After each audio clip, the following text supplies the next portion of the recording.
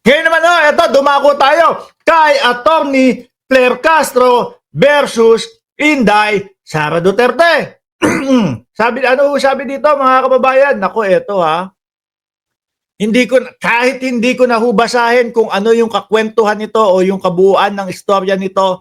Sabi dito, Yusek Castro sinabing gustong agawin ni BP Sara kay PBBM ang pagiging presidente. Kahit hindi ko na hubasahin kung ano man yung nasa likod ng mga istorya na yan, mga kababayan, halatang halata naman. Di ba? Sabi ni Ariel Mercado, ang ganda ng sombrero mo. Type ko, salamat po. Pero wala akong Ferrari, mga bossing. Madami kasi nagtatanong, boss, naka-Ferrari ka, no? Madami nagsasabi, naka-Ferrari ka, no? Kasi nakasombrero ka Ferrari, hindi ho. Mga kababayan. Kapag kaganyan, no, yan, sombrero yan ni Lewis Hamilton na palagi kong sinusubaybayan at pinapanood sa F1. Nung nasa Singapore ako, lagi ako nanonood sa kanya. Anyway, halata naman yan eh. Hindi na kailangan i-explica yan, hindi na kailangan explain yan, o hindi mo na kailangan ng istorya patungkol dyan. Bakit to? Simula ho mga kababayan, nung nagtayo ang dating Pangulong Duterte ng entablado doon sa Davao. No, simula po nung pagbanat-banat ng pamilya Duterte kay Pangulong Bongbong Marcos na bangag daw ang presidente. Wala namang ginagawa sa kanila ang presidente. Yun na po yun eh. Kita mo na, halata mo na po doon mga kababayan eh. Biruin mo, may bangag tayong presidente. Puro ganun no, mga bossing. Eh okay lang sa kanila yon. Bakit to? Kasi meron niyang mga DDS na kahit hindi mo pakitaan, kahit hindi mo bigyan ng ebidensya, sila ho ay naniniwala agad-agad. Ang tawag ho dyan, mga utu-utu ho, mga bossing.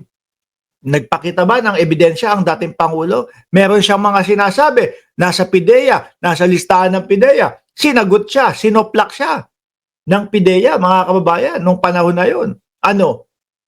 Palabas naman nila, sino ba ang amo ng PIDEA? Sino ba ang nasa katungkulan ng PIDEA? Natural, ganyan ang sasabihin niya, mga yan. Diba? After 2 years ng panunungkulan ni PBBM, naglabasan na ang mga black propaganda nila. O yan, sakto. Bakit, Benzer?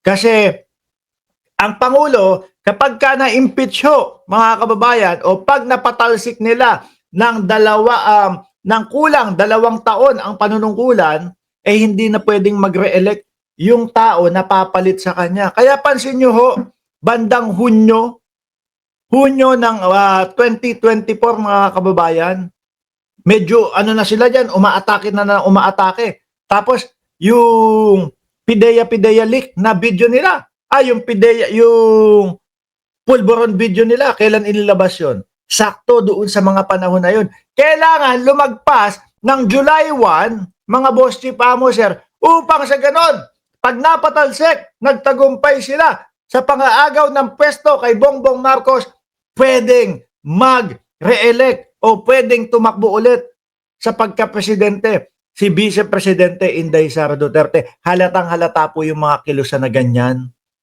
Halatang halata po yung kilusan na yan. Doon pa lang po sa Kongreso, mga kababayan, yung talagang pinapatalsik na nila si Martin Romualdez. Kaso mga kababayan, sorry, nakita yung galawan nila. Sila ang sibak ngayon. Diba? Diyan pa lang ho, mga bossing. Kaya nga ho, sabi ko sa inyo yung Martin Romualdez, sabi ng ibang mga kababayan natin, hindi kailangan dapat matanggal yung Martin Romualdez diyan sa Kongreso. Kasi yaan ang bumabakod kay PBBM. Kung natuloy ho, mga kababayan, yung kanilang kudeta doon sa Senado na ang papalit si Gloria Macapagal Arroyo, yan yung sinasabi ni Benzer. Nako, doon pa lang po mga bossing nagkabaliktaran na. Diba? Mark Estacador, Gloria Season 2 with Hello Garci. Parehas na parehas. Di po ba? Walang pinagkaiba. Kaya nga sabi ko sa inyo hindi ko nababasahin yung istorya kung ano man yung istorya, pero simulat sa pool, kung sinusundan mo lahat yung kilos ng mga mautog nila, mga boss chief amo sir, alam mo na, gusto talaga nilang agawin. Hindi Kumbaga, hindi na sila sanay doon sa nasa ilalim na lang sila. Kailangan nasa ibabaw sila. Bakit to? Kasi madaming lumalabas eh, madaming nasisiwalat eh, madaming nakikita sa kanila eh. 'Di ba? Umaalingasaw po yung mga baho, mga kababayan eh. Hmm, umaalingasaw na kailangan mapalitan agad-agad, maagaw agad kay Bongbong Marcos yung kanyang titulo o yung kanyang pagiging pangulo upang sa ganun ma-stop lahat. Kaya si Harry Roque, tingnan nyo mga bossing, yung si Roque hanggang ngayon nagtatago pa din no. Ano iniintay niya? Nag-aantay na maging presidente si Inday Sara Duterte. Diyan pa lang kitang-kita na natin kung ano mangyayari kapag si Sara Duterte ang umupo na bilang bilang isang vice-presidente eh. Yan si Roque, malamang yan. Naku po, tanggal lahat ng kaso niyan. Sayang po yung yung mga investigasyon na ginawa at nalink yung kanyang pangalan. Sino pa? Yung sila Tebes? Naku po. Malamang sa alamang ho, mga labasan ho yung mga yan, mga bossing. Naalala nyo yung kay dating Pangulong Duterte?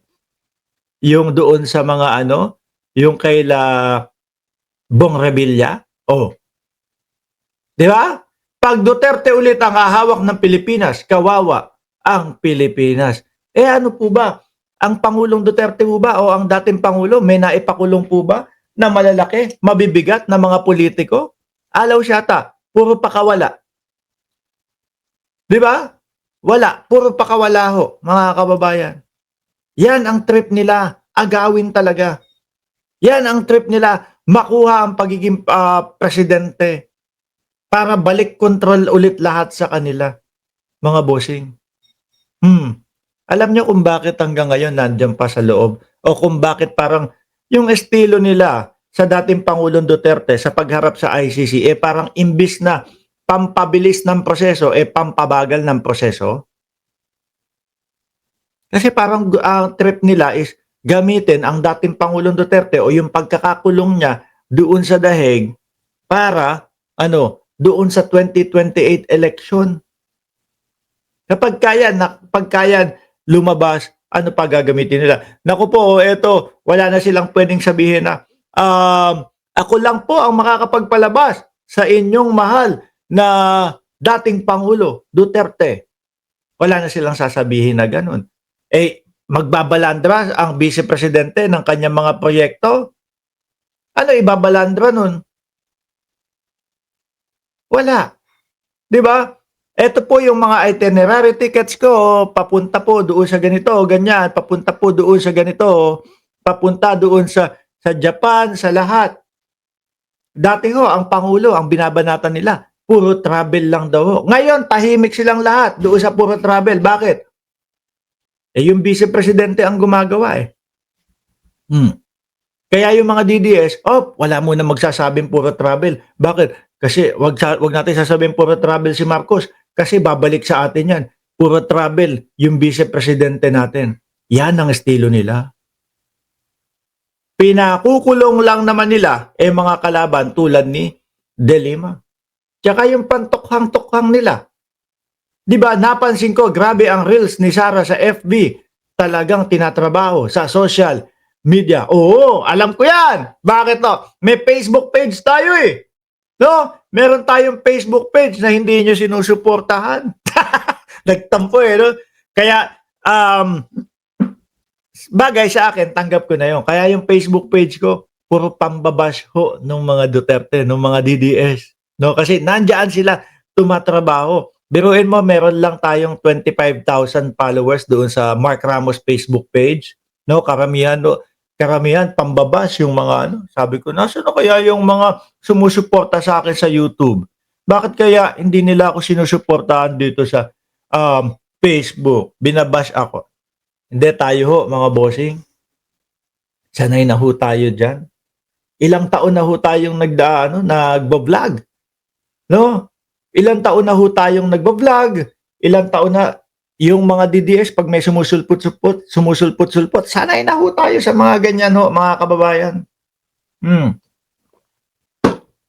O ayan, oy Boss Mark, nakapalo ako sa iyo, sabi ni Ma'am Delia Rosario. Pero yung iba hindi.